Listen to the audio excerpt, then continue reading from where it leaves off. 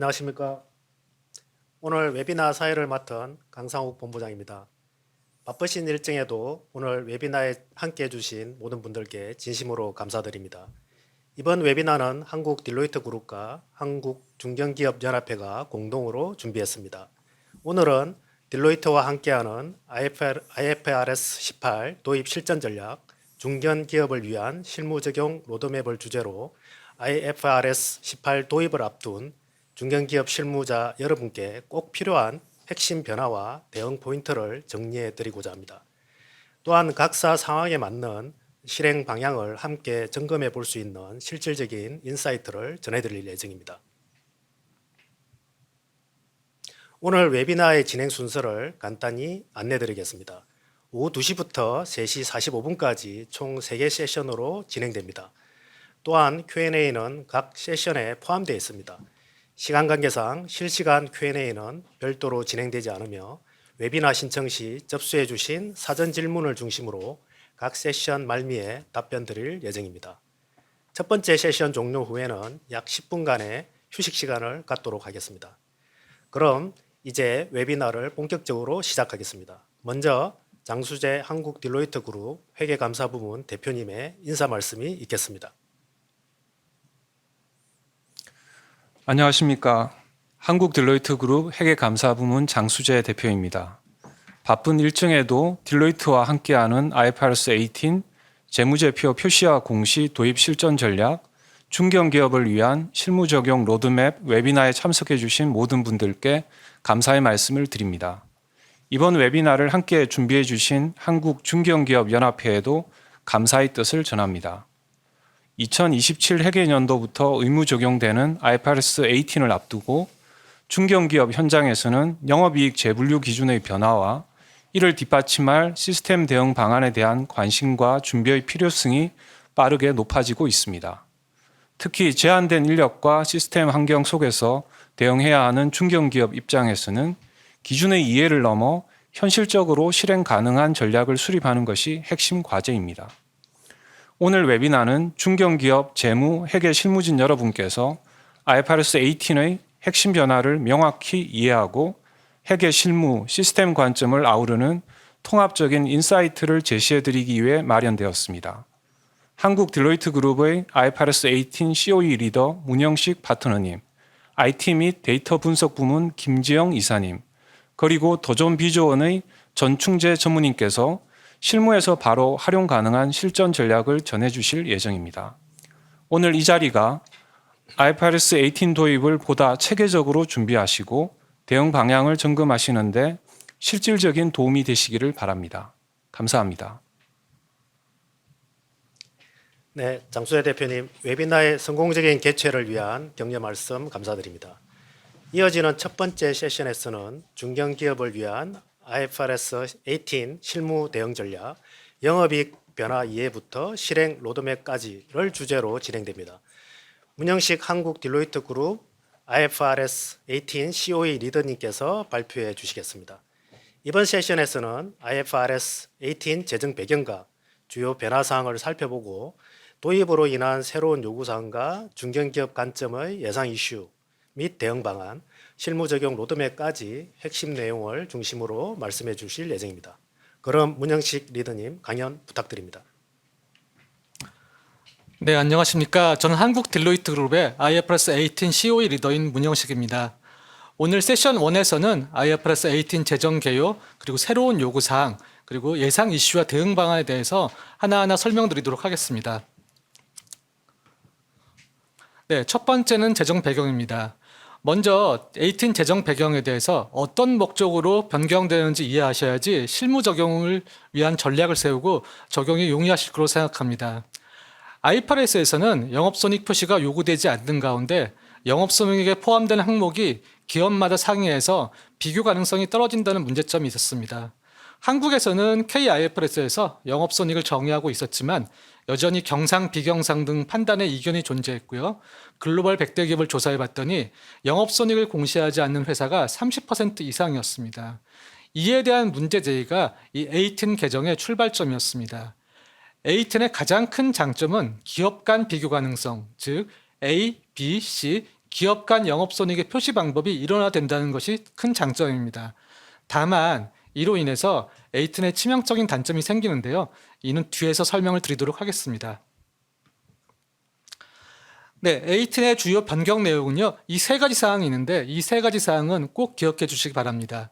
첫 번째는 보다 구조화된 손익계산서입니다. 손익계산서를 현금흐름표와 유사하게 세 가지 범주, 즉 영업, 투자, 재무로 나누고 있습니다. 그리고 기존에는 영업손익이라는 중간합계 하나가 있었는데 이제는 투자와 재무를 구분하기 위해서 재무손익 및 법인세 비용 차감 전 순손익의 중간합계가 새로 생겼습니다. 두 번째는 경영진이 정의한 성과 측정치입니다. 영어로 Management Defined Performance Measure, 약자로 MPM인데요. 이는 공개적 의사소통에 사용하는 기업 전반의 재무 성과에 대한 경영진의 견해입니다. 이 MPM이 식별되면은 관련 요구 사항을 감사보고서에 공시해야 되고 외부 감사에서 감사를 받아야 되는 중요한 항목으로 선정될 가능성이 높습니다. 세 번째는 정보의 통합과 세분화입니다. 주요 재무제표와 주석 역할을 명시하고 정보의 통합과 세분화 원칙을 제공하고 있습니다. 주로 기타 수익, 기타 비용의 세분화, 그리고 주석의 통합과 세분화가 해당될 것입니다. 상기 세 가지는 항상 기억해 주시고요. 그중 첫 번째 구조화된 손익계산서와 두 번째 MPM이 보다 중요할 것으로 생각됩니다. 이제 이 세 가지 항목에 대해서 좀 더 자세히 설명드리도록 하겠습니다. 첫 번째는 보다 구조화된 손익계산서에 대한 설명입니다. 왼쪽은 현행 손익계산서인데요. 그리고 오른쪽은 에이틴으로 바뀐 손익계산서입니다.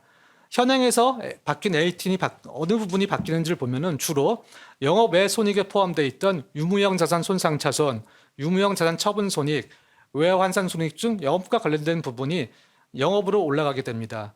반면에 퇴직급여 부채 이자 비용의 경우에는 과거에는 매출원가, 판매 관리비에 가 있었는데 이제는 이 두 가지 모두 재무로 내려가게 됩니다. 이렇게 해서 영업, 투자, 재무로 구분되는 에이틴 손익계산서가 만들어지는데요. 여기서 유의하실 점은 A 영업, B 투자, C 재무로 구분하는 것이 아니라 B 투자와 C 재무를 먼저 구분하고 자녀가 영업으로 간다는 점입니다. 예를 들어서 유무형 자산 손상차손이 생겼을 때 이게 우리 영업자산이기 때문에 여기서 발생하는 손상차손은 영업이구나 생각하시면 절대 안 되고요. 유무형 자산 손상차손이 투자도 해당하지 않고 재무도 해당되지 않기 때문에 영업으로 표시하게 되는 것입니다. 그리고 여기서 투자와 재무를 구분하기 위해서 새로운 중간합계 재무손익 및 법인세 비용 차감 전 순손익이 새로 생겼습니다. 이렇게 투자와 재무를 구분하고 나머지가 영업으로 간다고 했기 때문에 먼저 투자와 재무를 분류하는 것이 핵심입니다. 투자 범주는 세 가지를 기억하시면 됩니다. 첫 번째 관계 공동 종속기업, 두 번째 현금성 자산, 그리고 세 번째 독립적으로 수익을 창출하는 자산에서 발생하는 수익과 비용, 즉 영업과 상관없이 혼자서 수익을 창출하는 자산인데요. 직관적으로 느끼셨을 때 주식, 채권, 투자 부동산 등이 이에 해당될 것 같습니다. 이 세 가지 카테고리에 있는 항목들은 모두 투자로 간다는 것 기억해 주시기 바랍니다. 두 번째는 재무범주입니다. 재무범주는 두 가지로 분류됩니다. 첫 번째는 자금 조달에만 관련된 부채에서 발생하는 모든 손익, 쉽게 생각해서 차입금, 사채 이런 부분과 관련된 손익은 모두 재무범주로 들어가게 됩니다. 그리고 그 밖의 부채는 많습니다. 매입채무, 퇴직급여 부채 이자, 그리고 리스 부채 관련된 항목이 있을 텐데요. 여기서는 그 밖의 부채는 발생하는 이자 관련 손익만 재무로 간다는 점입니다. 첫 번째 카테고리인 외화 차입금이 있다고 했을 때 외화 차입금에 관련한 외화 환산 손익, 이자 비용은 모두 재무로 가는데 반해서 두 번째 카테고리에 해당하는 외화 매입 채무는 만약 지급 지연에 있어서 이자 비용이 발생했다 그러면 재무로 가지만 외화 매입 채무 자체의 외화 환산 손익은 이자랑 손익 관련이 없기 때문에 이거는 영업으로 가게 됩니다. 그래서 이렇게 투자와 재무를 먼저 확실히 구분을 하시고요. 그 다음에 나머지 모든 손익은 영업으로 가게 됩니다. 그러다 보니 변동성이 있거나 반복, 비반복은 영업 분류에 영향을 미치지 않는다는 점을 유념해 주시기 바랍니다. 즉 어떤 기업이 해외에 연구소를 설립했는데 그 지역에서 지진이 발생해서 재해 손실이 났다고 했을 때 과거에는 전형적인 영업의 손익에 해당합니다. 그러나 이제 그 지진으로 인한 재해 손실이 투자도 아니고 재무도 아니기 때문에 영업으로 간다는 점입니다. 즉 반복, 비반복은 무관하게 생각하시면 될 것 같습니다. 이렇게 구분 기준을 명확히 한 결과 A10의 가장 큰 장점은 A, B, C 각각의 기업 간 비교 가능성이 높아진다는 것입니다. 여기서 중요한 점은 기업 간 비교 가능성이 높아진다는 것입니다. 반대로 경상, 비경상과는 무관하기 때문에 A기업 자체의 작년, 올해, 내년에 기간 간 비교 가능성은 현저히 떨어진다고 보셔야 되는데요. 이것이 큰 단점입니다. 말씀드린 대로 재손실이 발생한 해는 엄청난 영업손실이 날 수 있고요. 그 다음 연도에는 이런 사항이 없다 그러면 일반적인 영업이익이 날 것이기 때문에 이런 기간 간 비교 가능성의 저해가 가장 큰 단점으로 보고 있습니다.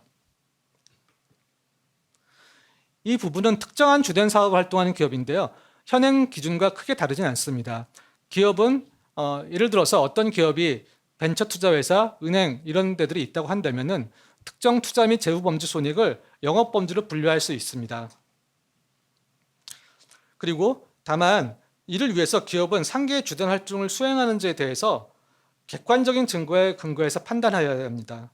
과거에는 임대 손익이 영업 손익에 포함되는지 여부를 결정할 때 정관이나 법인 등기부 등본상 임대업이 기재되어 있으면 영업손익으로 하는 경우도 많았지만 이제는 질적, 양적 평가를 통해 주된 사업 여부를 문서화해서 대비해야 합니다.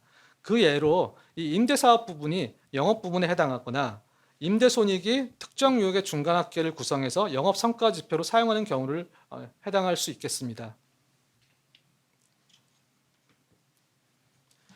그리고 이 부분은 A10에서 세 가지 특정 손익을 규정하고 있습니다. 첫 번째는 외환 차이인데요. 외환 차이를 발생시킨 항목으로부터의 손익이 분류되는 범주와 동일한 범주를 분류하라. 즉, 이 원계정이 어디인지에 따라서 외환선 손익을 분류하고 있습니다. 예를 들어서 외환 매출 채권으로 인한 외환선 손익은 영업으로 분류하게 되고요. 혼자서 수익을 창출하는 외화 대여금에 대한 외환선 손익이 생겼다 그러면 이는 투자로 가게 됩니다. 마찬가지로 외화 차입금에서 외환선 손익이 생겼다 그러면 이는 재무로 분류하게 됩니다. 다만 과도한 원가나 노력이 들어간다면 기업은 외환 차이를 영업 범주로 분류하는 것이 가능합니다. 아직 이 과도한 원가나 노력에 대한 가이드라인은 나와 있지 않습니다. 제가 생각할 때 기업 입장에서는 과다한 원가나 노력을 이유로 외환 차이를 영업으로 분류하기보다는 영업, 투자, 재무로 분류하는 것이 유리합니다. 요즘과 같이 전쟁이 발생해서 환율 변동이 심한 경우에는 외환 차이를 모두 영업으로 할 경우 영업 손익의 변동 가능성이 높아져서 기업의 진정한 영업 성과를 보여주기 어렵기 때문입니다. 그리고 두 번째, 파생 상품 관련해서는 그 위험에 영향을 받는 수익과 비용 동일한 범주로 분류하라. 관련된 원천 계정이 어딘지를 먼저 봐야 합니다. 그리고 복합 계약의 경우에는 내재 파생 상품으로부터 주계약이 분류되는지 여부 및 복합 계약의 특성에 따라서 달라지게 됩니다. 만약 파생이나 복합 금융 상품이 많은 기업은 주의를 기울일 필요가 있습니다. 여기까지가 A10의 새로운 개념 세 가지 중 첫 번째인 구조화된 손익계산서였습니다. 중요 내용을 다시 리마인드해 보면 손익계산서를 세 가지 범주, 영업, 투자, 재무로 구분한다는 것, 그리고 먼저 투자 및 재무 범주를 분류한 이후 나머지 수익 비용은 영업 범주로 분류한다는 점, 주된 사업의 분류는 객관성이 확보되어야 된다는 점, 외환 손익은 외환 차이를 발생시키는 원천 항목에 따라서 영업, 투자, 재무로 결정된다는 점입니다. 이제 두 번째 항목, 경영진이 정리한 성과 측정치로 가겠습니다. 경영진이 정리한 성과 측정치는 두 가지 요건을 충족하는 수익과 비용의 중간합계입니다. 첫 번째 요건은 공개적 의사소통에 사용되어야 합니다. 경영진 설명서, IR 자료 이런 자료들은 해당이 될 것이고요. 다만 구두 논의, 소셜미디어 게시물은 해당되지 않습니다. 두 번째 요건은 기업 전반의 재무 성과에 대한 경영진의 견해가 전달되어야 한다는 것입니다. 공개적 의사소통에 사용되는 중간합계는 기업 전반의 재무 성과에 대한 경영진의 견해를 전달한다고 가정을 합니다. 그런데 법 또는 규정에 의해 공개적 의사소통의 중간합계가 사용되는 경우는 NPM에 해당하지 않습니다. 이는 다음 페이지를 먼저 설명드리고 다시 말씀드리겠습니다.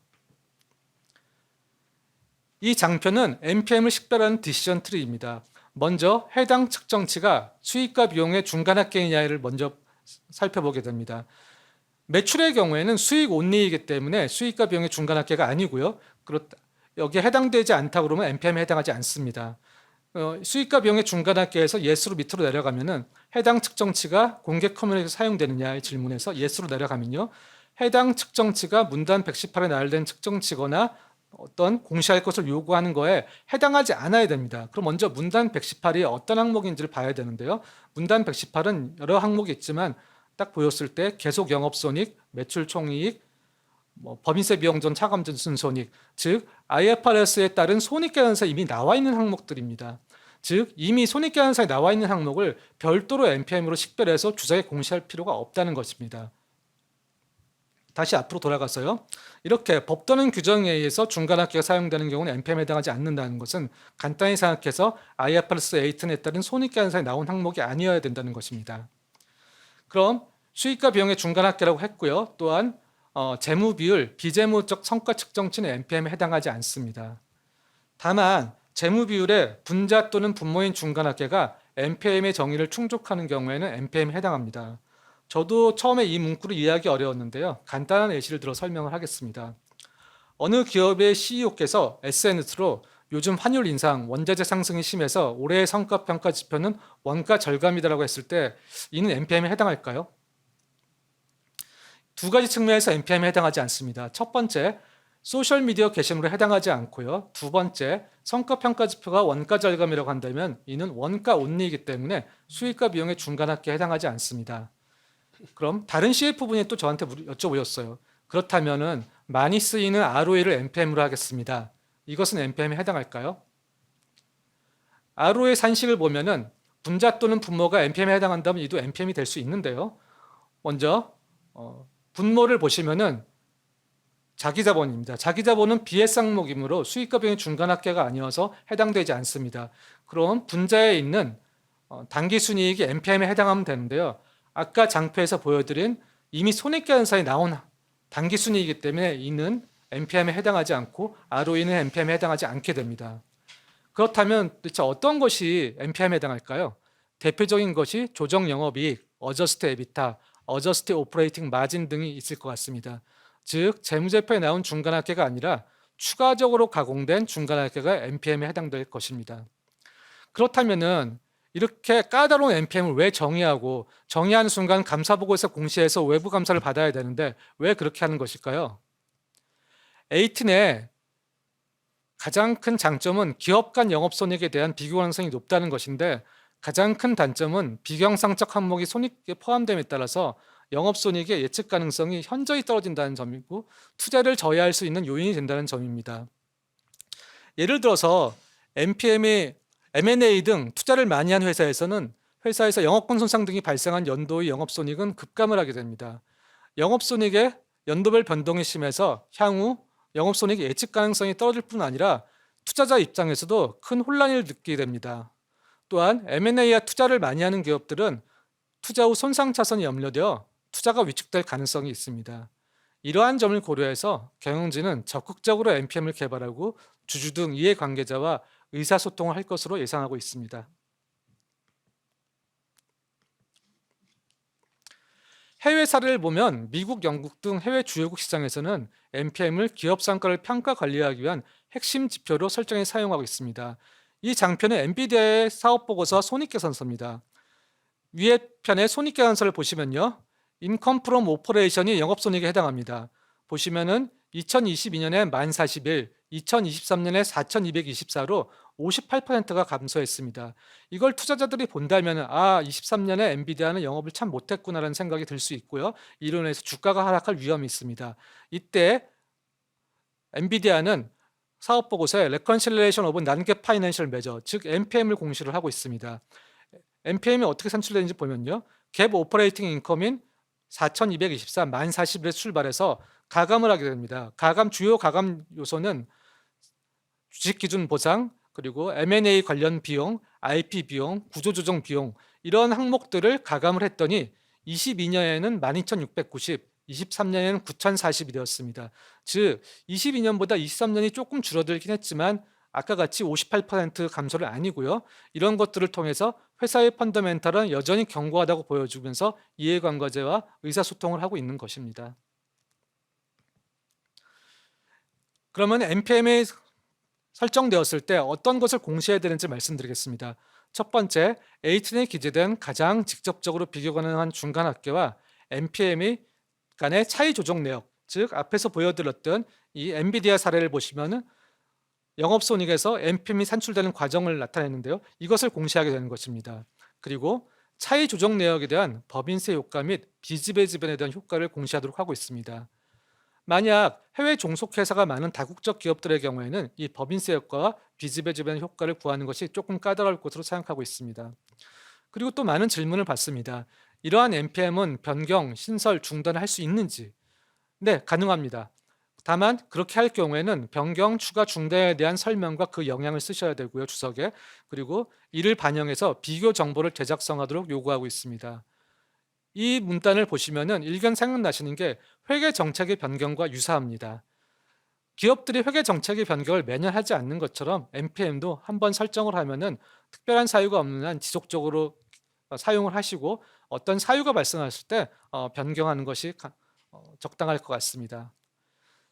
우리나라의 경우에는 사실 NPM을 공시하는 회사는 극히 드뭅니다. 그렇기 때문에 기업들이 NPM을 설정하실 때는 결국은 해외 글로벌 사례를 참고하실 수가 있는데요. 대표적인 이 세 가지가 있습니다. 마이크로소프트가 사용하는 조정 단기 순이익, 엔비디아가 사용하는 조정 영업이익, IBM이 사용하는 어저스트 에비타가 있습니다. 여기에 주요 조정 항목을 보면요. 주식 보상 비용, 자산 손상, 세금 효과, 외화 환산 손익, R&D 투자금, 구조조정 비용 등 비경상적 손익을 가감하고 있는 것을 알 수가 있었습니다. 여기까지가 NPM이 무엇인지, 왜 NPM이 필요한지, 그리고 NPM은 주석에 공시되어 감사를 받아야 한다는 점을 기억해 주시면 감사하겠습니다. 다음은 정보의 통합과 세분화입니다. A10의 세 가지 요구사항 중 마지막은 통합과 세분화인데 앞의 구조화된 손익계산서 NPM보다는 중요성이 조금 낮다고 할 수 있습니다. 실무적으로는 통합되는 사례보다는 주로 기타 항목을 세분화할 것을 요구하고 있습니다. 즉 중요하지 않거나 분류하기 번거롭거나 기업 입장에서 굳이 표시하고 싶지 않은 항목을 기타 채권, 기타 채무, 기타 판관비, 기타 영업의 손익으로 묶어 놓았는데 그 금액이 충분히 큰 경우에는 이것들을 세분화하여 공시해야 합니다. 여기까지가 IFRS 18의 세 가지 원칙, 보다 구조화된 손익계산서, NPM, 정보의 통합과 세분화를 설명드렸습니다. 이제 중견기업의 18 도입으로 인한 예상 이슈와 대응 방안을 설명드리도록 하겠습니다.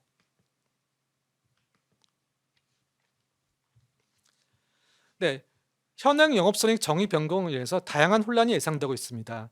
대표적인 것이 비경상적 손익이 영업손익에 포함됨에 따라 영업손익을 통한 미래현금 흐름 예측 가능성에 의문이 들 수 있다고 나오고 있습니다. 즉 비상장 기업을 평가해서 영업권 손상을 여부를 검토할 때 DCF를 많이 하는데요. DCF의 출발점은 영업손익입니다. 그런데 이 영업손익이 매년 변동 가능성이 크다고 한다면 미래 현금 흐름 예측 가능성에 의문이 들고 이 밸류에이션도 신뢰성이 떨어질 것 같습니다. 그리고 NPM에 대한 상세한 공시 요구로 인해서 작성 부담, 감사 비용 증가, 기업 내 KPI 재설정 등 혼란이 있을 수 있다고 보고 있고요. 또 정보 이용자들도 혼란이 가중될 것으로 생각합니다. 한국회계기준화에 대해서 설문조사를 했습니다. 거기서 1순위 나온 것이 18 도입 전후 기업 영업손익의 비가능성화가 가장 높았고요. 두 번째로는 기업 성과지표와의 불일치입니다.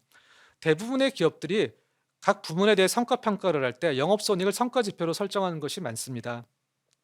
그런데 이렇게 변동 가능성이 높은 영업이익을 성과평가 지표로 사용하는 것이 적절한지, 만약 변경한다면 어떤 전략적 목표를 가지고 변경할 것인지에 대한 고민이 필요한 상황입니다.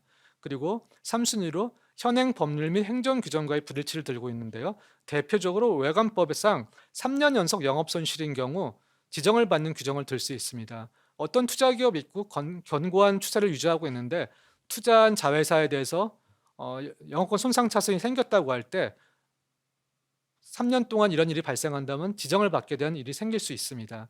그리고 4순위로 신용평가 기관의 요구사항과 불일치하는 경우가 있습니다. 예를 들어서 신용평가 기관의 레이팅 방식이 영업손익에 기반한다고 한다면 변동 가능성 높은 영업손익이 이 신용평가에 어떤 영향을 미치는지를 고민하셔야 합니다. 그리고 마지막으로 이렇게 손익계산서가 변경되기 때문에 회계 시스템 구축 등 비용 부담을 걱정하고 있는 기업이 많았습니다. 이제 회사 입장에서 핵심 과제와 리스크 대응 방안을 부서별로 설명드리도록 하겠습니다. AT는 재무회계팀 외에도 IR, 자금, 경영관리, 법무, IT팀 등 전사적인 대응이 필요합니다. 다만 중견기업의 경우 인력이 충분하지 않음을 고려해서 핵심 원칙을 세우고 대응하면 될 것으로 생각합니다. 첫 번째는 재무제표 작성입니다. 핵심 원칙은 전체가 아니라 중요 영역 중심, A10 영양 항목을 정확히 짚고 재무제표 구조를 한 번에 바꾸는 것입니다. 이 재무제표 작성 체크리스트를 보면요. COA 변경 대상 완전성 점검 및 구조 정비, 주석 현금 흐름표 템플릿 정비, A10의 특정 항목인 외화 파생 등 주요 분류 항목 중심 검토, 재무제표 시뮬레이션 영향 검증이 필요합니다. 이때 전체 COA 재설계가 아니라 IFRS 18 변경 항목의 완전성 확보를 하셔야 되고요. 이 완전성이 외부 감사 대응의 핵심입니다. 그 다음 부서별 아레나를 보면요. 재무회계팀의 경우에는 COA 변경 항목 체크, 매핑 테이블 작성, 18 기준 재무제표 작성 및 검토, 그리고 NPM 산출 및 주석 반영, 그리고 원가 배부 로직 검토. 앞장표에 설명드렸듯이 과거 원가 배부에 포함되어 있던 퇴직급여 부채 이자 비용이 이제는 재무로 가기 됨에 따라 원가 배부 로직도 검토를 하셔야 됩니다. 그리고 주요 판단 사항을 문서화하고 감사인과 사전 여비가 필요하고요. 내부회계 통제활동 업데이트라든지 NPM 산출 통제활동을 신설하셔야 됩니다. 그리고 자금팀의 아레나를 보면요. 영업이익 변동으로 인한 차입금 커비넌트 조항 영향 검토가 중요합니다. 보통 차입금 커비넌트 조항을 보면은 이자 보상 배율을 많이 쓰는데요. 이자 보상 배율은 영업이익으로 얼마나 이자를 낼 수 있는가의 비율입니다. 그런데 영업이익의 변동 가능성이 크다고 그러면은 이 커비넌트 조항을 위배할 수가 있기 때문에 이런 조항이 있는지 검토하셔야 됩니다. 그리고 금기간 사전여비 필요성 점검하시고 주요 약정선의 재무 비율 조항 점검, 그리고 외화 및 차입금 관리 필요성이 증대됩니다. 과거에는 외화 매출 채권에 대한 외화 환산 손익이 영업 외 손익이 반영됐기 때문에 조금 덜 신경 썼다고 한다면은 이제는 영업 손으로 가기 때문에 좀 더 타이트한 외화 및 차입금 관리 필요성이 증대됩니다. IT 쪽의 아레나를 보면요. ERP 내 신규 COA 코드 등록을 하시고요. 이제 사용하지 않는 기존 계정에 대해서는 비활성을 하셔야 됩니다. 그리고 ERP 재무제표 양식을 변경하기 위해서 벤더와 협의하든지 또는 IT 자체 IT팀에서 직접 설정하시는 것이 필요합니다. 그리고 COA 변경 후 전기 비교결산 수익 및 오류 검증을 수행하셔야 됩니다. 이렇게 COA 완전성 확보를 기반으로 재무제표가 시스템에서 일관되게 생성되는 구조가 구축되어야 합니다. 두 번째는 공시 측면입니다. 이 공시 측면의 핵심 원칙은 IR 전략의 대폭적인 수정은 아니며 설명 가능한 수준의 공시가 준비가 필요하다고 볼 수 있습니다. 공시 체크리스트를 보겠습니다. 금기간 이사회 대상 설명 포인트를 정리하고요. 영업이익 등 주요 지표 변화에 대한 공시 영향 검토, 기존 공시나 금융기관 제출 자료의 정합성 점검, 영업이익 변동의 외관법상 지정감사 위험 연계를 검토해서 즉 주석 및 재무정보 공시 항목 필수 항목을 정비하는 것이 필요합니다. 그럼 부서별 아레나를 보겠습니다. 대외소통 법무 IR팀은 재무 성과를 소통하는 채널 및 현황을 파악하셔야 되고요. 공시 및 보고자료 내 영업이익의 변화를 반영하고 외관법상 3년 연속 영업손실 지정감사 위험 시나리오를 검토, 그리고 계약 약정상 재무지표 지표 정의 변경에 대한 영향 검토, 신용평가 기관의 커뮤니케이션이 있을 수 있습니다. 그리고 경영기획팀의 아레나를 보면요. 주요 KPI 및 영업이익 변동을 경영진에 보고하고요. 이사회 보고형 요약자료 작성, A팀 관련 주요 정책 변경 승인 등이 수행하셔야 될 것 같습니다. 재무회계팀 관점에서 보면은 공시 서식 내 영업이익 표시 변경 반영, 주석 공시 필수 항목 템플릿 정비하시고요.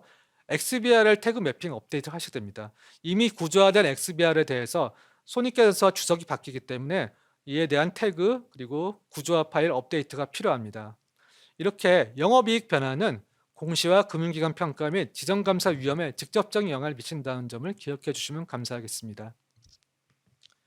그리고 성과평가입니다. 성과평가의 핵심 원칙은 KPI 전면 개편이 아니고 A10으로 인한 영향 점검과 기준 재확인, 핵심 지표 중심으로 단계적 반영하는 것이 중요합니다. 성과평가 체크리스트를 보면은 핵심 KPI IFRS 18 전후 변동폭 분석, 성과평가 보상체계 영향 여부를 사전에 점검을 하시고요. 사업계획, 예산 내 영업이익 기준 변경 반영, 그리고 MIS 등 경영관리 시스템 내 지표 정의를 업데이트 여부를 확인하셔야 됩니다.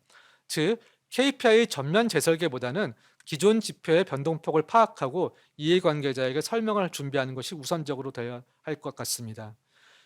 이제 부서별 아레나를 보면요. 경영기획팀은 KPI 변경에 따른 사업계획 영향을 검토하시고요.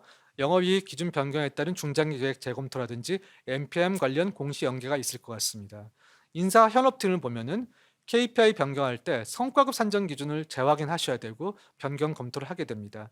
KPI 변화에 따라서 사업부 성과관리 영향 검토도 필요하고 변경당 영업이익 기준을 내부 교육하고 공유를 하는 것이 필요할 것입니다.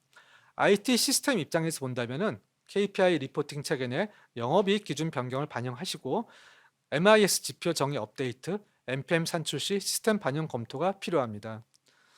이 성과평가 체계는 영향 분석을 먼저 하시고요. 단계적 반영을 하고 핵심 영역 중심의 실무 대응을 하시면 될 걸로 생각합니다. 앞에서는 핵심 과제별로 부서별 아레나를 설명드렸습니다. 그러면 이제 18 도입을 위한 실무 적용 로드맵을 설명드리도록 하겠습니다. 실무적으로는 페이스 1, 재무공세 체계 정비, 스텝 1에서 4, 그리고 페이스 2, 시스템 및 사후 관리, 스텝 5에서 6으로 구분됩니다. 먼저 스텝 1은 COA 점검 및 정비입니다. 자산 부채의 성격 분석을 통해서 투자, 재무, 영업범죄 태깅 작업이 필요합니다. 아까 18 손익계산서는 투자와 재무를 먼저 가르는 것이 매우 중요하다고 말씀드렸습니다.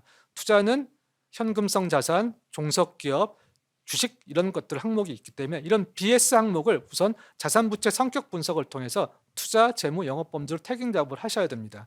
그리고 성격 혼재 계정에 대한 COA 세분화가 필요한데요. 예를 들어서 과거에는 영업의 손익에 외화환산 손익 하나로 표시됐다고 한다면은 이제는 외화환산 손익도 영업, 투자, 재무로 가기 때문에 COA 세분화가 필요합니다. 그리고 통합과 세분화 대상 COA 식별하셔야 됩니다. 예를 들어서 기타 영업 외 손익이라고 되어 있는 항목들을 세분화 대상에 포함됐다 그러면 이 세분화 대상에 따라서 COA를 점검하셔야 됩니다. 그리고 외부 감사를 대비한 COA 매핑 테이블을 준비하게 됩니다. 그리고 스텝 2는 주된 사업 활동에 대한 판단입니다. 만약 주된 사업의 활동이 하나거나 연결 대상 종속 회사가 없는 경우에는 이 판단을 스텝 1에서 하고 스텝 2에선 COA 점검을 하시면 됩니다. 그러나 연결 재무제표를 작성하고 여러 개의 사업 활동을 영위하는 경우에는 1단계로 COA 점검을 해서 기본 틀을 구성한 후에 스텝 2에서 주된 사업 활동을 식별한 후 추가적인 COA 변동하는 것이 실무적으로 편리합니다. 그리고 스텝 2에서는 그룹 회계 정책서에 대한 업데이트도 같이 수행이 되어져야 할 것입니다. 스텝 3는 공시형 재무제표 예비 작성입니다. COA 점검, 주된 사업 활동을 판단을 한 이후에 이를 엑셀 시뮬레이션을 통해서 재무제표를 예비 작성을 해봅니다. 우선 별도 기준 영향 분석을 수행한 후에 연결의 기준으로도 영향 검토를 하고 주요 재무지표, 손익구조 변화를 검토를 하게 됩니다. 그리고 차입금이 있다고 한다면 이자 보상 배율 변화에 따른 차입금 커비넌트 조항을 점검하는 것이 필요합니다. 그리고 나서 스텝 4에서는 NPM을 식별하게 됩니다. NPM 식별을 위해서는 기존 KPI 중 외부 또는 금융기관 IR 대상 지표 중심으로 우선 식별을 하시고요. 핵심 KPI 중 NPM 정의의 충족 여부 그리고 정합선 분석을 하게 됩니다. 그리고 주요 조정 항목에 대한 시뮬레이션을 수행하는데요. 그러려면 회사에 최소 3에서 5년간 손익계산서를 놔두고 비경상적 항목이 무엇이었는지 이 비경상 항목을 제외했을 때 어떤 NPM이 나오는지를 시뮬레이션을 수행하셔야 됩니다. 그리고 만약 이런 NPM 설정이 어렵다고 한다면 현액 영업손익 주석 공시라는 것을 우선적으로 활용하실 수가 있습니다. 이렇게 페이스 1에서는 재무 공시체계 정비를 약 2달간에 걸쳐 수행하시면 될 것 같습니다.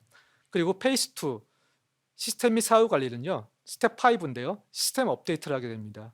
ERP 내 신규 COA 코드 등록하고 기존 계정 비활성화 처리, ERP 재무제표 양식 변경할 때 벤더 협의 또는 직접 설정, 그리고 프로세스 내 분류 체계 일치 여부를 검증하시고 COA 변경 후에 전기 비교 결산을 수행하셔서 오류 검증을 하셔야 됩니다.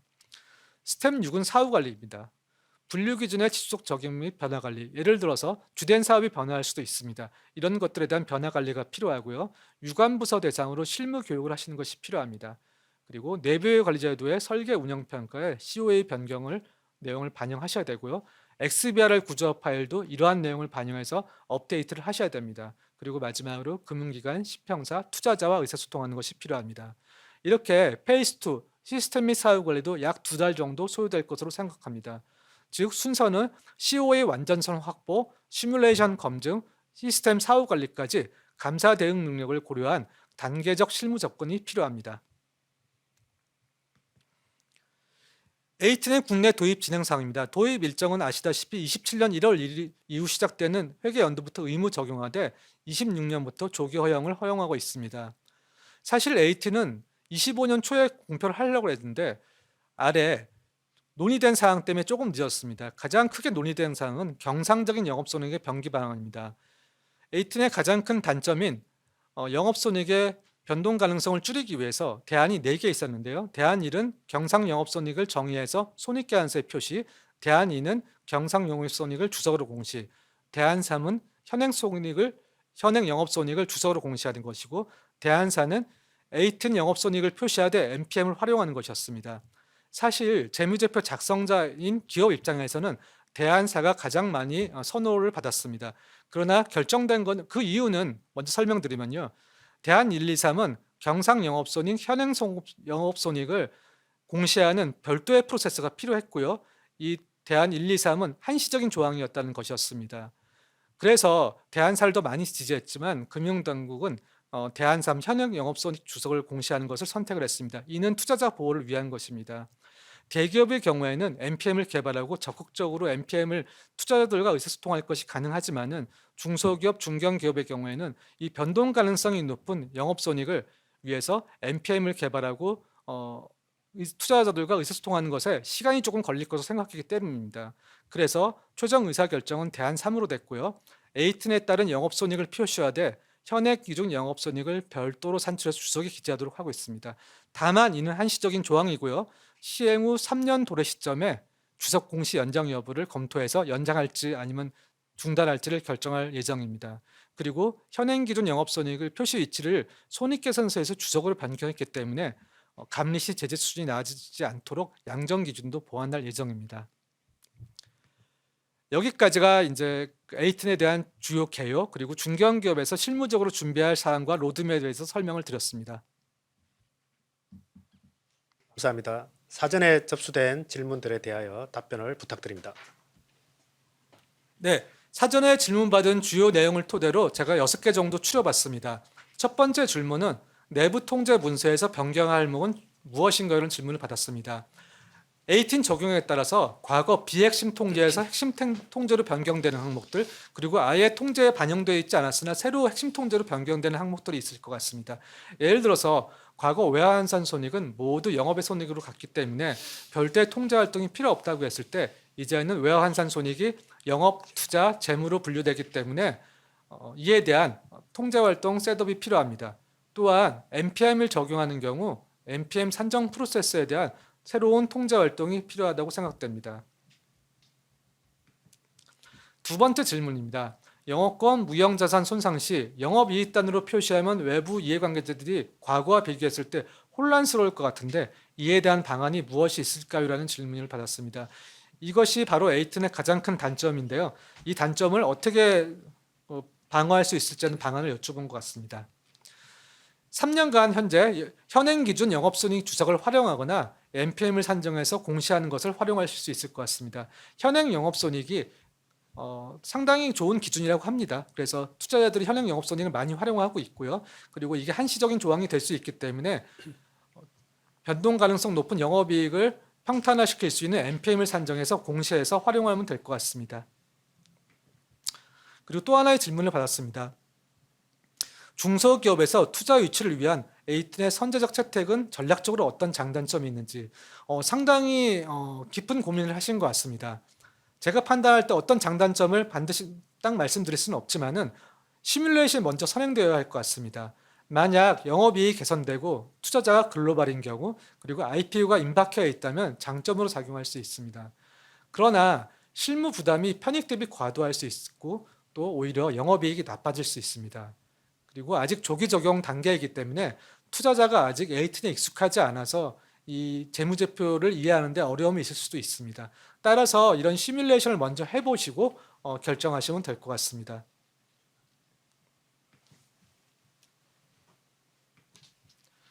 네, 다음 질문은 A10의 적용 시기가 27년인데 기업 규모별로 적용 시기가 상이한지와 타 국가에서도 동일하게 적용되는지를 질문을 받았습니다. 첫 번째, 기업 규모별로 적용 시가 상이한지, 과거에 내부회계 통제 감사라든지 XBR은 기업 규모별로 3단계로 구분해서 적용을 했습니다. 그러나 IFRS 18은 기업 규모별 적용을 따로 정하지 않았고요. 상이하지 않기 때문에 IFRS를 적용하는 회사의 경우에는 27년에 모두 적용을 해야 합니다.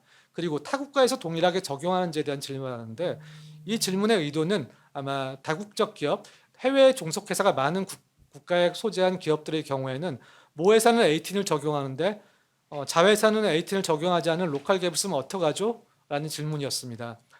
다만 해외의 경우에도 18을 적용하는 경우엔 동시에 27년부터 적용하므로 그런 걱정은 없을 것 같습니다.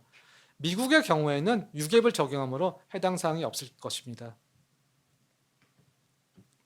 다음 질문은 MPM과 관련해서 경영진이 평가하는 성과 측정치가 세전 이익일 경우 MPM 관련 주석 공시를 생략해도 되는 것인지요? 라는 질문을 받았습니다. 앞에서 설명드렸을 때 기억나실지 모르겠지만 문단 118에 해당하는 항목들은 MPM에 해당하지 않는다고 하고 있습니다. 문단 118에 해당되는 대표적인 항목이 세전이익, 영업손익, 매출총익 이런 항목입니다. 이는 이미 손해계산서에 표시돼서 공시되고 있으므로 별도로 MPM을 선정할 필요가 없다. 어떤 그런 측면에서 MPM에 해당하지 않기 때문에 관련 주석 공시를 생략해도 됩니다. 그리고 MPM이 반드시 정의되고 주석으로 기재되어야 하는지, 현금음표 수정사항은 무엇인지에 대한 질문을 받았습니다. 네, MPM은 반드시 하실 필요 없습니다. MPM은 하나가 될 수도 있고 여러 개가 있을 수도 있고요. 하나도 없을 수가 있습니다. 이건 기업의 성과에 대한 어떻게 공시할 거에 대한 기업의 판단인데요. 다만 이제 교수님들의 연구에 따르면은 기업들은 적극적으로 MPM을 개발해서 투자자들과 의사소통할 것을 기대하고 있습니다. 예를 들어서 저희 경쟁 기업의 A 기업은 MPM을 선정하고 이를 토대로 투자자들과 충분한 의사소통을 통해서 밸류업을 하고 있는데, 우리는 MPM이 없다거나 현행 영업손익만 공시하고 있다면 아무래도 IR 활동에서 경쟁사보다 뒤처진다는 느낌을 받을 것입니다. 그렇기 때문에 향후로는 MPM 선정을 적극적으로 개발하고 투자자들과 의사소통을 할 것으로 예상되고 있습니다. 그리고 현금흐름표 수정 사항은 무엇인지에 대한 질문을 받았습니다. 네, 현금흐름표도 바뀌는 부분이 있습니다. 과거 현금흐름표를 생각해 보시면 첫 번째 출발점이 당기순이익, 비용가산, 수익차감, 자산부채 변동이었습니다. 그런데 이 출발점이 영업손익으로 변경되게 됩니다. 그리고 과거에는 이자 수치 및 지급, 배당금 수치 및 지급이 현재 영업, 투자, 재무 등으로 선택사항이었지만은 H&E 도입으로 되면은 일반 기업은 투자 및 재무 활동으로 고정되게 되기 때문에 현금 흐름표에서 그만한 부분들이 변동된다고 할 수 있겠습니다. 여기까지가 A팀과 관련해서 주요 Q&A 질문을 종합한 것입니다. 추가적으로 궁금한 사항이 있으면은 저희 한국 딜로이트 그룹으로 메일을 주시면은 저희가 답변 드리도록 하겠습니다. 네, 문영식 리더님 질문에 대한 상세한 답변 감사드립니다. 지금까지 문영식 리더님께서 IFRS 18 도입이 영업이익과 주요 KPI에 미치는 영향을 중심으로 중견기업 관점의 단계별 대응 전략과 실행 로드맵을 체계적으로 정리해 주셨습니다. 여러분, 이제 두 번째 세션을 시작하겠습니다. 이번 세션은 IFRS 18 도입에 따른 시스템 대응 전략과 실무 가이드를 주제로 진행됩니다. 김지영 한국 딜로이트 그룹 IT 및 데이터 분석 부문 이사님께서 IFRS 18 도입에 따른 시스템 역량 분석 절차를 중심으로 실무적으로 핵심이 되는 계정체계 세분화 및 이에 따른 재무제표 양식 변경, 그리고 데이터 정비 방향까지 함께 살펴보겠습니다. 그럼 김지영 이사님 강연 부탁드립니다. 네, 안녕하십니까.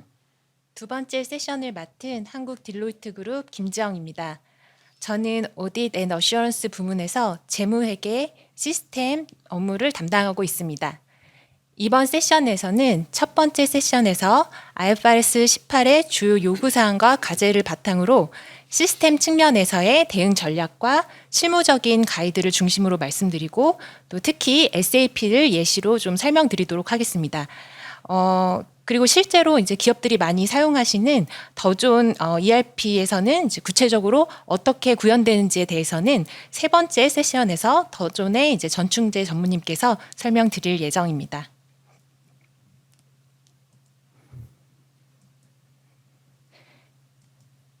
네. 먼저 전체적인 시스템 정비 방향을 한 문장으로 요약해 보겠습니다. 계정 과목의 세분화와 손익계산서 양식의 변경입니다. 이렇게 들으면 좀 비교적 단순히 이제 들릴 수도 있으시지만 실제로는 그 회사의 현재 시스템 수준에 따라서 그 영향 범위가 크게 달라질 수 있습니다. 예를 들어서 우리 회사의 그 계정 과목이 이미 충분히 세분화돼 있고 또 재무제표의 양식 또한 기준의 변경 전후를 구분해서 관리할 수 있도록 이제 구현이 돼 있다면 추가적인 시스템 변경은 제한적일 수 있습니다. 반대로 이러한 준비가 되어 있지 않다면 계정 체계부터 이제 전표 처리 그리고 리포팅 구조까지 광범위한 수정이 필요할 수도 있습니다. 그렇다면 이러한 시스템 정비 절차는 어떤 절차로 진행이 될까요? 크게 세 가지로 구분해서 설명드리겠습니다. 첫 번째, 투비 계정 과목 체계 분석, 두 번째, 시스템 변경 사항 반영, 세 번째, 변경 기준에 따른 데이터 정비입니다. 먼저 첫 번째 단계입니다. 앞선 분석을 통해서 계정 과목의 세분화가 필요하다고 결정이 되면 이제 이를 시스템에 어떻게 반영할 것인지 구체화되어야 합니다. 이 과정에서 계정 변경이 시스템에 어떻게 반영되는지 또 전표 처리 프로세스나 이 기표 관련된 프로그램이 어떤 영향이 이제 미치는지 이 부분을 좀 면밀히 검토하게 됩니다. 두 번째 단계는 변화 사항에 대한 시스템 반영입니다. 이러한 사전 분석 결과를 기반으로 시스템 설계와 개발을 실제로 수행하는 단계라고 보시면 됩니다. 마지막 세 번째 단계는 변경된 그 계정 체계를 반영해서 기초 데이터를 정비하는 단계입니다. 그러면 이제부터 각 단계별로 보다 구체적인 실행 방안과 실무적인 고려 사항을 순서대로 말씀드리도록 하겠습니다. 네. 첫 번째 단계인 투비 COA 체계 정비입니다. 그 앞선 분석을 통해서 좌측 예시와 같이 기존 하나의 계정으로 관리되던 그 항목이 영업, 재무, 투자 이렇게 2개 이상의 범주로 세분화가 필요하다고 확정이 되면 이제 우측과 같이 시스템적으로는 뭐 신규 계정을 추가하고 기존 계정을 블락 처리하는 방식으로 반영하게 됩니다. 먼저 그 우측 상단에 보시면 1안입니다. 기존의 이제 예시로 그 외화환산 손실 계정을 지금 예시로 기재를 좀 해놓았습니다. 그 기존에 관리하던 이 계정은 이제 향후에는 블락 처리를 하고 영업과 투자와 재무 범주별로 3개의 계정을 신설하는 방식입니다. 이 방법은 기존 한 개의 계정 안에 서로 다른 성격, 이제 다른 범주의 금액이 혼재되어 있었던 경우에 적합합니다. 예를 들어 기존 외화환산 손실에 뭐 매출 채권이나 매입 채무로부터 발생하는 영업 범주의 금액이랑 또 우리 투자 목적으로 보유한 외화 주식에서 발생하는 투자 범주의 금액 그리고 외화 차입금이나 사채로부터 발생하는 그 재무 범주의 금액이 모두 한 개의 계정 코드 안에서 관리되고 있다면 기존 계정을 재활용하지 않고 3개 계정을 신설하고 26년까지는 기존 계정으로 관리를 하다가 27년부터는 그 계정을 폐기하고 신설된 3개 기준으로 기표를 전환하게 됩니다. 다음은 이제 하단의 2안입니다. 기존 계정 코드는 유지하고 계정 그 명만 수정해서 사용하는 방식입니다. 예를 들어 기존 계정에 영업을 이제 명시를 하고 투자와 재무 범주에 대해서만 신규 계정을 추가하는 방식입니다. 이 방법은 기존에도 이제 해당 계정의 금액들이 이제 대부분 성격이 영업 성격의 금액이었고 투자나 재무 금액이 미미하거나 거의 없는 경우에 보다 적합합니다. 이 경우에는 그 기존 데이터를 별도로 뭐 마이그레이션 할 필요도 없고 27년 이후에도 그대로 이제 유지하면서 사용할 수 있기 때문에 좀 심플한 방법이고 또 비교 가능성 측면에서 장점이 있습니다. 핵심은 기존 계정이 하나의 범주를 대표할 수 있는가입니다. 대표할 수 없다면 이제 그 안에 금액이 혼재돼 있고 오히려 이제 대표적으로 지정을 한다면 데이터가 왜곡되기 때문에 1안으로 이제 적용하시는 것을 이제 추천드립니다. 그리고 만약에 대표할 수 있다. 대부분 그 하나의 성격이다. 하나의 범주에 해당한다고 하면 이제 2안을 이제 적용하는 것이 적절합니다. 마지막으로 이제 정리를 드리면 계정 과목 정비는 IFRS 18 시스템 영향도 분석의 출발점이 되는 핵심 기준 정보입니다. 따라서 기존 계정에 포함된 금액의 성격, 그다음에 회사의 사업 구조, 거래 유형, 또 향후 변화 가능성을 종합적으로 고려해서 1안과 2안 중에 이제 어떤 그 안이 더 적합할지 의사결정을 하는 것이 중요합니다.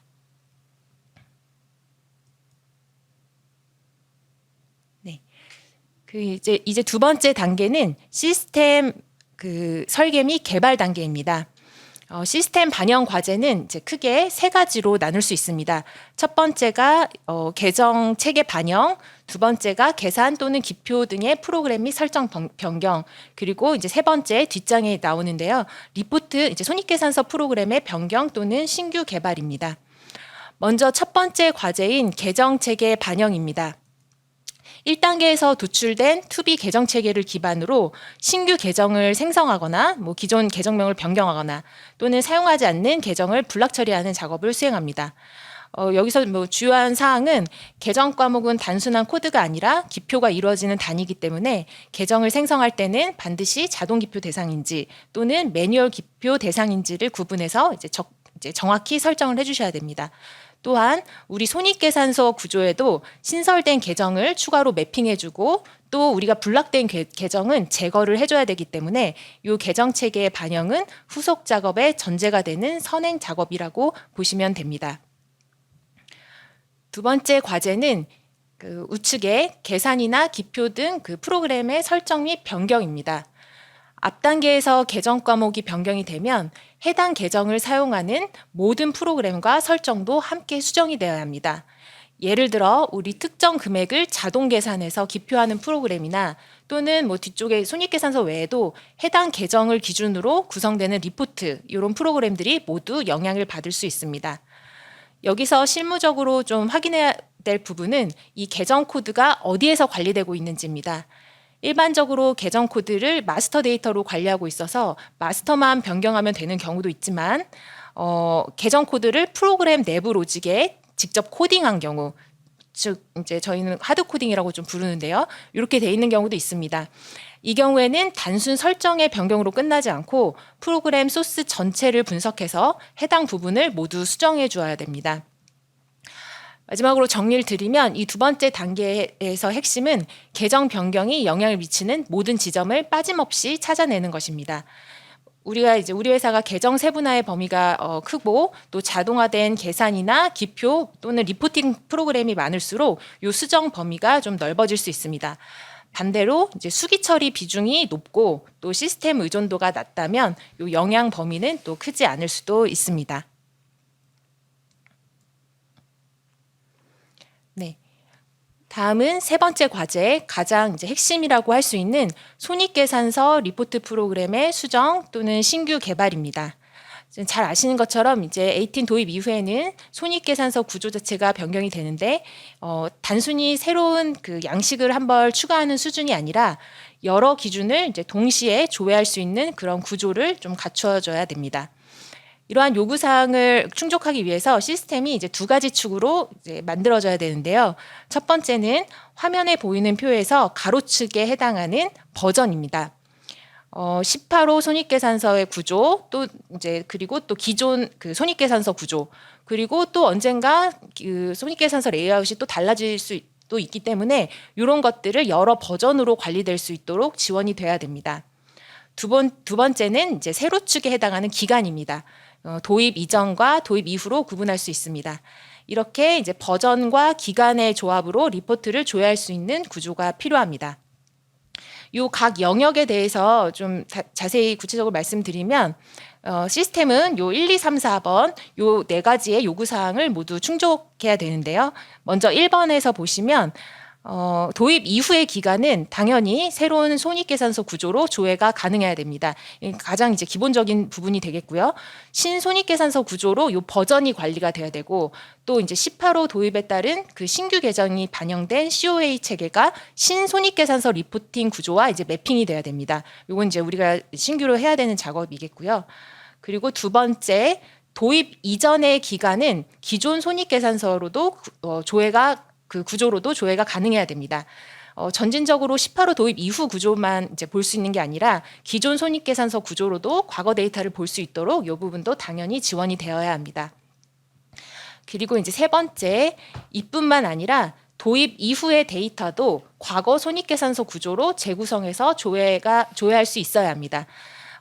과거 이 손익계산서에 익숙한 그 경영진이나 또 뭐 외부 이해관계자를 위해 또 필요하겠고요. 또 주석 공시사항으로도 들어오기 때문에 이 부분이 지원이 돼야 됩니다. 그런데 이 시점에는 이미 18호 도입에 따른 COA 체계가 재정비된 시점이기 때문에 기존 리포팅 구조와 신규 COA 간의 매핑이 한 벌 더 필요하게 됩니다.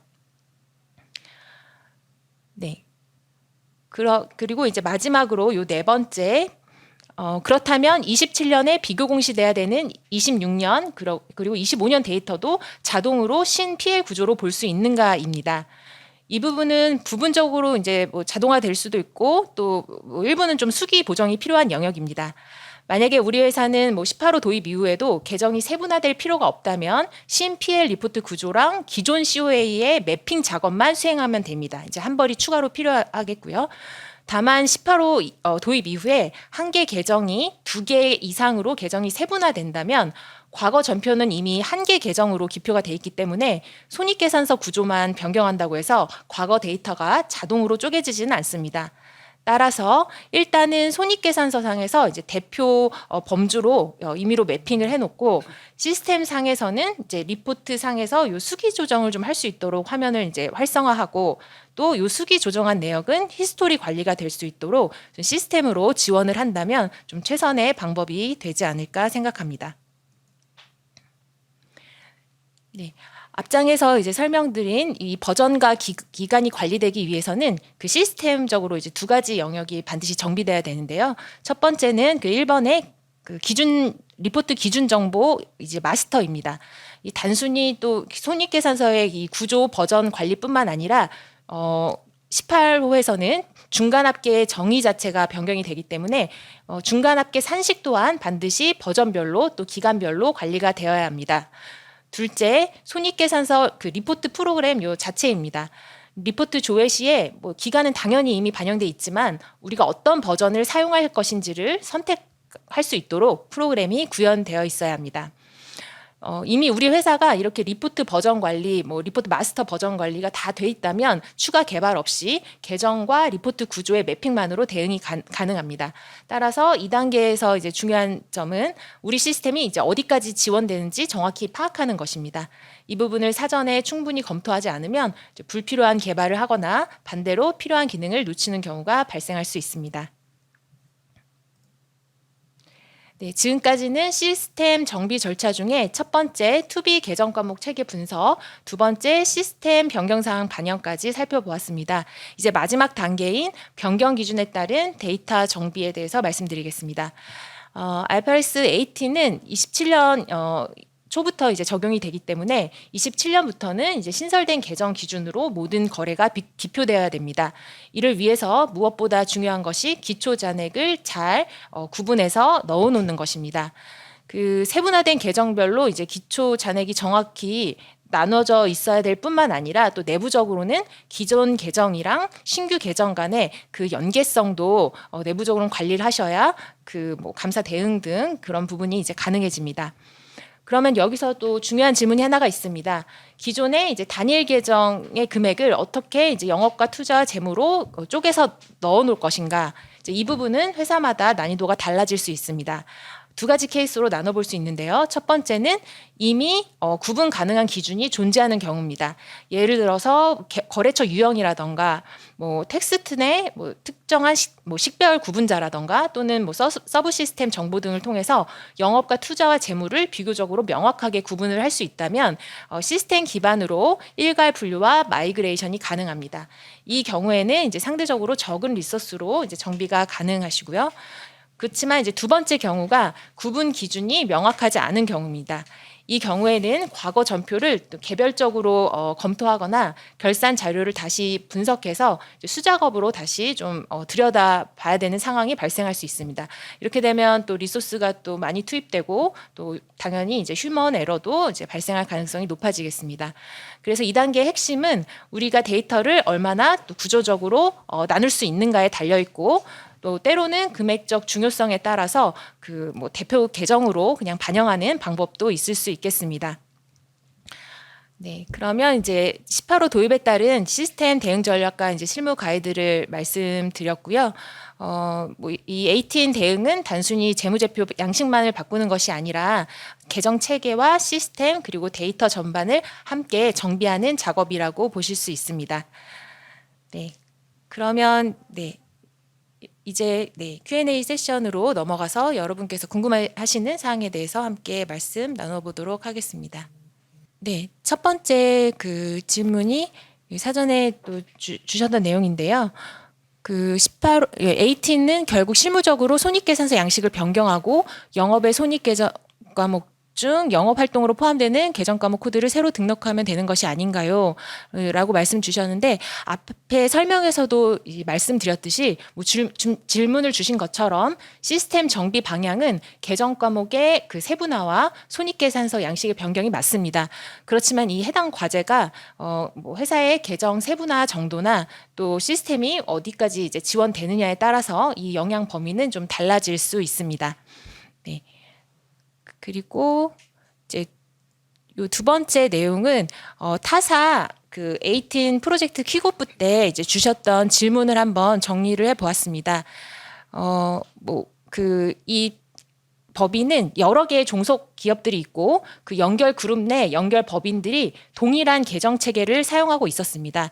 이제 이 회사의 문의사항은 A, B, C 법인이 이제 동일한 예를 들면 이제 외화환산 손익 계정을 사용하는데 A 법인은 이게 이제 외화 차입금으로부터만 발생하고 B 법인은 뭐 외화 매출 채권으로부터만 발생하고 또 C 법인은 외화 단기 투자 상품으로만 발생하는 경우에 이걸 그룹 차원에서 이제 어떻게 관리할 것인가에 대한 질문이었습니다. 이 표에 이제 정리해서 이제 기재된 대로 제가 두 가지 안을 말씀드렸는데요. 1안은 기존 계정은 유지하고 회사별 그 버전을 각각 별도로 관리하는 방식입니다.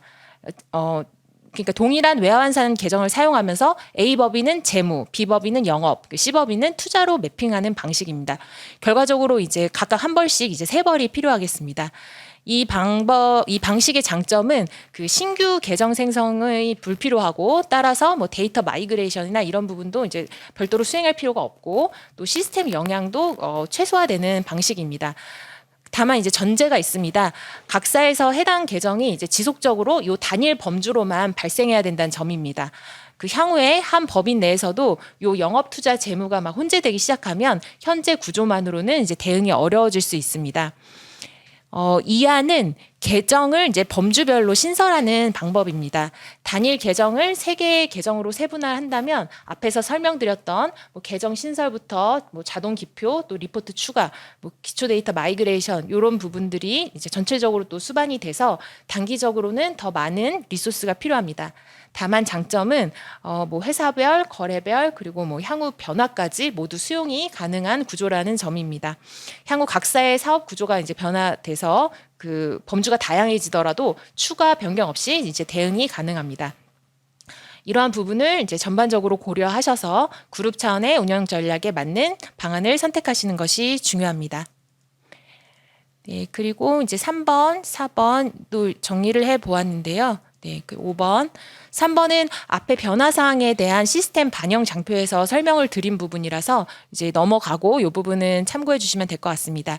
그리고 4번, 5번도 뭐 MPM이나 뭐 관리 손익 영역에서도 시스템으로 분명히 이제 지원할 수 있는 부분이 있다는 설명이어서 아마 답변을 한번 읽어보시면 도움이 될 것 같습니다. 네. 이상으로 이제 사전에 준비된 질문과 주요하게 고려하셔야 될 내용을 중심으로 답변을 드렸습니다. 오늘 세션과 또 Q&A에서 말씀드린 내용들이 각사에서 IFRS 18을 준비하시는데 현실적인 방향성을 좀 드리는데 도움이 되었기를 바랍니다. 네, 그러면 세션을 마치도록 하겠습니다. 경청해 주셔서 감사합니다.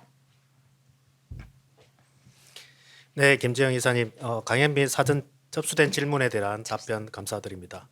이어서 마지막 세션은 더 좋은 ERP 관점의 IFRS 18 대응 전략을 주제로 진행됩니다. 전충재 더 좋은 비즈원 전문님께서 더 좋은 ERP 관점에서 IFRS 18 도입 시 고려해야 할 사항과 실무 적용 방향을 중심으로 말씀해 주실 예정입니다. 그럼 정충재 전문님 강연 부탁드리겠습니다. 네, 안녕하십니까. 저는 더존 비지원 영업과 마케팅을 맡고 있는 전충재 전무입니다. 온라인상으로 만나뵙게 해서 반갑습니다. IFRS 18호에 대한 기본적인 개요를 이전에 계속 들으셨을 거고요. 요거에 대한 더존 쪽에 시스템 점검 어떻게 적용하는지에 대한 설명을 드리도록 하겠습니다. 또다시 복습하는 차원에서 말씀을 드리면 기본적인 IFRS 18호라는 것 자체가 투자자나 이용자에 대한 명확한 어떤 정보의 데이터, 회계 정보 데이터를 분석하고 그거에 대한 정확하게 이제 만들어내는 게 목적이라 판단됩니다. 불확실하게 정의된 부분을 확실하게 해야 되는데 그 중에 아마 영업 관련된 부분에 대한 정의가 필요할 거고요. 그리고 비정형적인 요소에 대한 부분 또한 말씀을 좀 드려서 주석 공시에 안내하여 투자자들이 정확하게 투자를 할 수 있는 그런 형태가 IFRS 18의 목적이 아닌가 판단됩니다. 일반적으로 저희 더존 시스템을 경우로 말씀을 드리면 KIFRS 1001호로 거의 기본 세팅이 되어 있습니다. 그래서 크게 두 개의 제품이 있죠. 저희 쪽에 아마란스와 옴니소라는 제품이 있는데 아마란스라는 제품은 K갭 아니면 KIFRS 1001호로 구성이 되어 있고요. 옴니이솔 같은 경우에는 사용자 정의 형태다 보니까 다양하게 시스템을 구성을 할 수 있으려 보여집니다. 그리고 아마 1018호가 되면서 손익계산서라고 불리는 게 이제 재무성과표라는 네이밍으로 변경이 될 거고 아까 했듯이 영업손익과 영업의 손익이 영업투자 재무의 3단계의 3가지 형태의 범주별로 세분화되어 있는 부분 그리고 MPM이라는 부분들이 의무화되는 부분이 있고 또 현금 흐름표의 계산 산식이 당기순이익에서 시작하던 게 현금 영업손익에서 시작되는 부분이 있고요. 재무상태표가 변화 없다라고 얘기했는데 또 어느 부분에서는 재무상태표에서도 변경이 있을 수 있다라는 의견도 있는데 그건 저희가 한번 컨설팅의 결과를 보고 계속 판단을 예의주시하고 있는 상태에 있습니다. 그림으로 보게 되면 이렇게 많이 보셨을 거고 또 유튜브에서도 IFRS 1018호에 대한 얘기가 나오면 많이 보셨을 건데 결국은 시스템적으로는 계정이 세분화된다. 아까 S&P 쪽이 얘기하고 동일합니다. 저희들도 당일하게 COA 부분이 세분화되면서 이와 같이 3개의 범주로 구분돼서 영업 손익계산서가 나오리라 판단되어집니다. 그래서 그에 따른 시스템적인 준비 대응을 하고 있는 상태에 있습니다. 또한 기본적인 이제 회계 기준에서 아까 현금 흐름표 계산 산식 간접법에 의해서 계산 산식하는 부분이 있는데요. 물론 현금 흐름표가 시스템적으로 자동으로 나오는 건 아니지만 어쨌든 어느 정도 세팅을 하는 구조를 갖고 있는데 그 시작 스타트가 단기 순이익에서 시작하던 부분들이 영업이익에서 시작하는 구조로 변경되는 것들을 하고 있습니다. 저희가 그 홈페이지 보면은 IFRS 18호와 관련된 세미나를 계속 지속적으로 거의 2주 간격으로 지금 하고 있고요. 아마 자세한 것들을 20분 시간 안에 제가 다 말씀드릴 수 없기 때문에 혹시라도 저희 더 좋은 제품을 사용하시는 분들 또는 기존 더존에 이제 기술 지원 종료가 되어 있는 IU나 아이큐브를 쓰는 고객들 같은 경우는 세미나 참석을 통해서 더 자세한 정보를 파악하시면 좋을 것 같고요. 간단하게 오늘 딜로이트 이번 웨비나 통해서 나올 수 있는 부분 9가지에 대한 설명을 좀 드리도록 하겠습니다.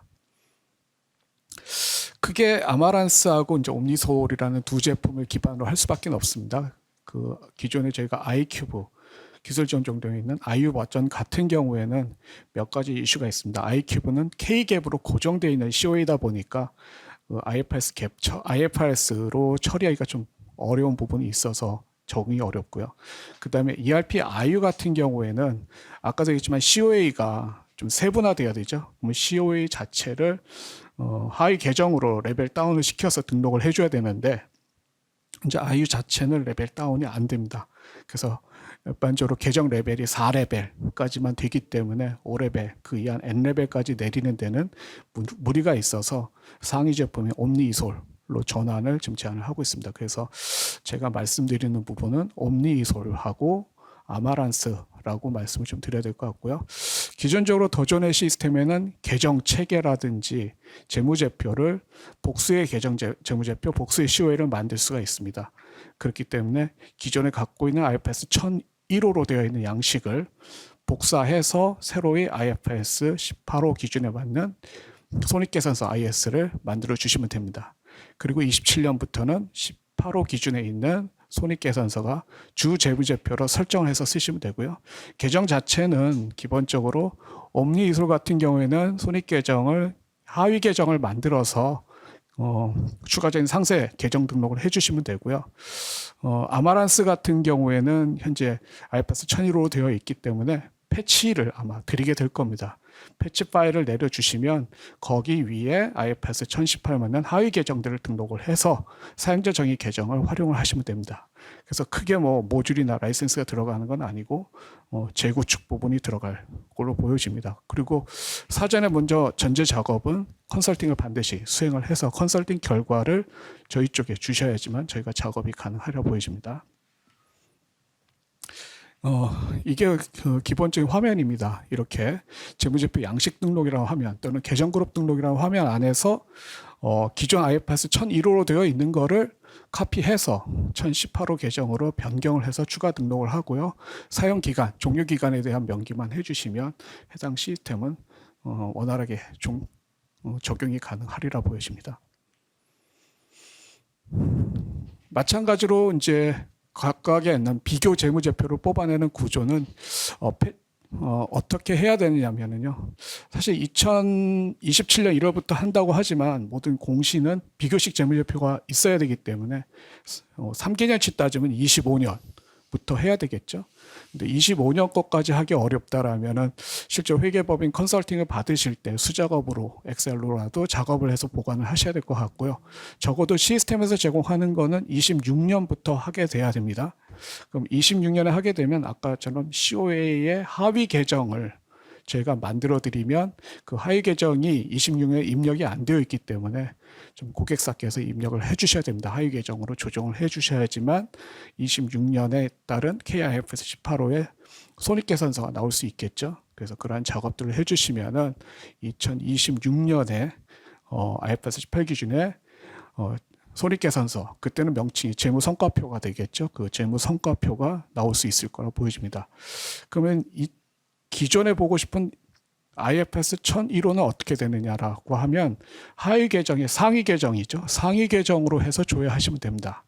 그래서 하위 계정으로 정리해서 보는 거는 재무성과표가 될 거고 그 상단에 상위 계정을 하면은 손익계산서가 되겠습니다. 그래서 그런 식으로 비교 재무제표를 하고요.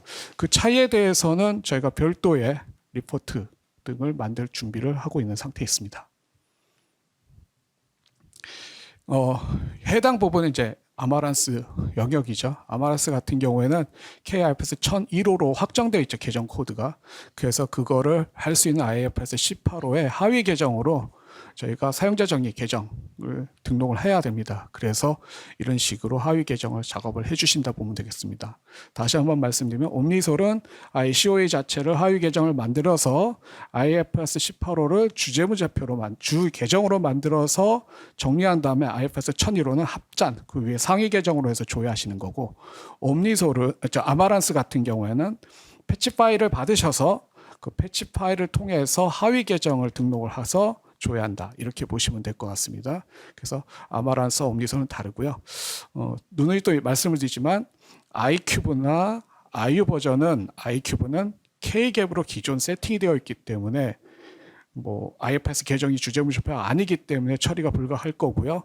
그 다음에 IU 같은 경우는 하위 계정으로 레벨 다운이 불가하기 때문에 현재 IU나 i큐브에서는 현재 IFRS 18을 적용하기는 어렵습니다. 그러므로 해당 제품을 쓰시는 고객분들은 상위 제품인 아마란스나 옴니솔로 전환을 해 주셔야지만 지금 제가 말씀드린 이 기능이 적용될 수 있습니다.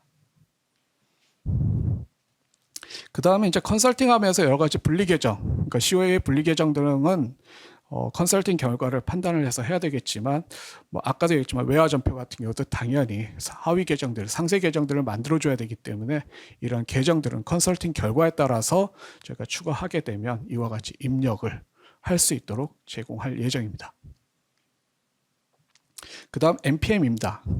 실질적으로 저희 회사에서도 NPM, 아까 이전에도 설명을 드렸겠지만 NPM이라는 것 자체가 해도 그만 안 해도 그만이긴 하지만 투자를 받거나 또는 스핀오프를 해야 되는 회사, 그룹사가 있다라면은 그런 회사 같은 경우는 NPM이 상당히 필요한 영역입니다. 그것이 있느냐 없느냐에 따라서 기업의 가치 평가가 되기 때문에 컨설팅 결과를 받으면서 NPM에 대한 부분은 컨설팅을 통해서 답변을 주셔야 될 것 같고요. 이 NPM 기능들을 제공하는 모듈이 더저는 별도로 존재를 합니다. 그래서 저희 GSP에 이 제품 모듈이 있고요. 그 모듈을 통해 실질적으로 필요한 뭐 에비타라든지 여러 가지 관리 지표를 제공을 하고 있고요. 커스터마이징도 가능합니다. 실제로 많은 NPM 지수가 고객마다 되게 다르기 때문에 기업의 맞춤형 개발은 옴니소에서 하고요. 아마란스는 패키지 제품이다 보니까 해당 기능을 제공하지는 않습니다. 그래서 옴니솔에 GSP 모듈을 도입을 하시면 이와 같이 NPM을 제공하는 모듈들이 존재를 하고 있고요. 더전에 알다시피 또 연결 결산과 주석 시스템이 있습니다. 그렇기 때문에 혹시라도 더전에 연결 결산을 쓰거나 주석 공시 시스템을 쓰시는 분들은 이거에 해당에 맞게 약간 재구축 또는 약간 커스터마이징을 제공하셔야 될 것 같습니다. 그래서 그 결과에 따라서 연결 결산 솔루션과 주석 시스템 또한 커스터마이징해서 하고요. 물론 뭐 죄송한 말씀이죠. 아까 그 iPad 18 하면서 걱정하는 회계 관련해서 주신 자료에 보면 마지막 번에 시스템 도입 비용이 발생이 되지 않겠냐. 네, 죄송하지만 비용은 발생이 됩니다. 그렇기 때문에 그런 비용을 청구해서 해당 시스템에 대한 전환을 준비해 주시면 될 것 같습니다. 시기와 병이 맞물린 얘기인 것 같습니다. 언제 해야 되냐라고 얘기를 하게 되면 빠르면 빠를수록 좋다라고 할 수밖에 없을 것 같습니다. 왜냐하면 늦으면 늦을수록 마이그레이션 작업이 많아지고요. 기존적으로 IFRS 1001호로 모든 재무제표 분계 작업을 했기 때문에 늦게 시작하면 IFRS 18호로 변경된 작업들을 해주셔야 됩니다. 그래야지만 해당 시스템을 비교 재무제표를 뽑아낼 수가 있습니다. 그리고 25년도 것도 25년도까지 만약에 시스템으로 내야 된다라면 그 업무는 더 가중될 수 있기 때문에 훨씬 더 빨리 도입 검토를 하셔야 될 걸로 판단됩니다. 그리고 만약에 시스템을 하기 어렵다라면 25, 26년 부분에 대한 것을 컨설팅을 받으실 때 옵션으로 수작업으로 준비해 주셔야지만 될 듯해 보입니다. 그리고 27년 이후부터 내년 1월부터는 IFRS 1018호로 분기가 이루어져야 된다라고 보여지고요. 실제로 시스템 구축하는데 평균적으로 회계 시스템 구축하는데 2달 이상, 2달 정도 소요됩니다. 그리고 컨설팅까지 고민하면 상당히 오랜 기간을 하기 때문에 도입 검토는 빨리 돼 주셔야 될 걸로 보여지고요. 이건 뭐 이전에 있던 SAP나 더전 동일하게 될 거라고 판단되어집니다. 그리고 그 운영 원칙상에서 최소 3년간은 동시 운영을 하도록 되어 있습니다. 그래서 1001호와 1018호가 해야 되기 때문에 27년 이후에도 해당가의 3년 정도는 병행 운영 원칙이 있기 때문에 2027, 28, 29년까지는 IFRS 1001호와 1018호가 동시 운영될 수 있는 구조가 돼야 되기 때문에 그 점은 명심하시는 게 좋을 것 같습니다.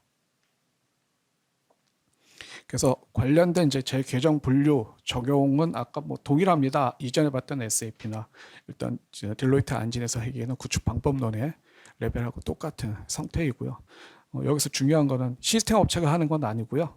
해당 건은 말 그대로 컨설팅 펌을 통해서 IFRS 18 컨설팅을 받으시고 그 산출물을 근거로 해서 저희가 시스템을 적용을 하는 겁니다. 그래서 회계법인 컨설팅이 사전에 돼야 된다라는 거를 좀 말씀드리겠습니다. 이러한 서비스 팩들을 저희가 준비를 하고 있고요. 아마 2달이라고 해서 비상주 2달 정도 소요된다라고 저희가 보고 있고요. 라이센스 부분 같은 경우에는 아까 했던 IU나 IQ 고객은 신규 제품에 대한 업무 라이센스가 필요할 거고, 그 다음에 MPM 같은 경우에 전용 개발이 필요하다 또는 실질적으로 하다 보면은 IFRS 18에 대해서 COA를 아예 전면 재구축하는 경우도 존재하는 걸 봤습니다. 그래서 COA가 전면 다 재구축이 된다라면은 좀 큰 작업이 되겠지만 어쨌든 그런 부분들도 감안해서 저희가 준비를 해야 될 것 같습니다. 관련된 질문 사항 받도록 하도록 하겠습니다. 네, 전준재 전무님 감사합니다. 그럼 사전에 접수된 질문을 드리도록 하겠습니다. 더 좋은 프로그램을 사용하고 있는데 손익계산서 매핑 등 업데이트 계획이 있는지요? 라는 질문인데요. 답변을 부탁드리겠습니다. 아마 설명은 좀 제가 드린 것 같은데요. 일단은 이런 질문을 주는 고객들은 대부분 아이유나 아이큐브 고객일 것 같습니다만, 아이유하고 아이큐브는 일단 아이유 같은 경우에는 하위 계정을 만드는 것 자체가 큰 공사입니다. 시스템을 새로 만드는 부분이기 때문에 아이유 부분 같은 경우에는 단순하게 패치로 할 수 있는 부분이 아니어서 제가 대응하는 방식이, 그래서 최소 6년간의 그런 이중작업, 패치를 통한 이중작업 한다는 것도 무리가 있기 때문에 힘들 것 같고요. 그 다음에 아이큐브 자체도 K-갭이기 때문에 K-IFRS 기준에서 힘들고요. 옴니솔하고 아마란스 쪽에 대해서 말씀드리면, 옴니이솔은 기본적으로 멀티갭 처리할 수 있는 기존 시스템을 갖고 설계가 된 제품이다 보니까 컨설팅 폼의 컨설팅 산출 결과만 제대로 나온다면 시스템에 적용하는 데는 큰 무리가 없습니다. 그러니까 업데이트가 아니라 기존 시스템으로 대응이 가능하고요. 아마란스 같은 경우에는 COA 자체가 고정 폼이기 때문에 IFRS 18을 쓸 수 있는 패치 파일을 업데이트를 하게 될 겁니다. 그래서 저희 영업 담당자하고 미팅을 하시고 회계법인의 컨설팅 결과가 나오는 시점에 그 컨설팅 산출 자료를 주시면 저희가 패치 파일을 드리게 될 거고요. 무상으로 드리게 될 거고, 그 다음에 패치 파일에 따른 인력 구축만, 저희가 예상되는 한 몇 맨데이 정도 소요되는 구축 공수만 나오게 되면, 그 산출물에 따라서 공수가 나오겠죠. 그 공수가 나오면은 그거에 대해서 시스템 구축을 해드리게 될 것 같습니다. 그러니까 이런 매핑 업데이트는 아마란스는 곧 내릴 예정이고, 옴니솔은 이미 구비되어 있기 때문에 현재 컨설팅 결과가만 있으면 제공 가능하다, 이렇게 말씀드리겠고요. 그 다음에 주석하고 연결 결산 부분이 저희 고객들이 꽤 많은데, 그 부분 또한 현재 큰 용역만 있으면 별 무리 없이 IFRS 18로 전환하는 지장이 없으리라고 판단됩니다. 네, 전무님 답변 감사드립니다. 네, 마지막 세션에서는 더 좋은 ERP를 기반으로 IFRS 18를 실무에 적용하는 구체적인 대응 방안을 공유해 주셨습니다. 네, 이상으로 딜로이트와 함께하는 IFRS 18 도입 실전 전략 중견기업을 위한 실무 적용 로드맵 웨비나의 모든 세션을 마치겠습니다.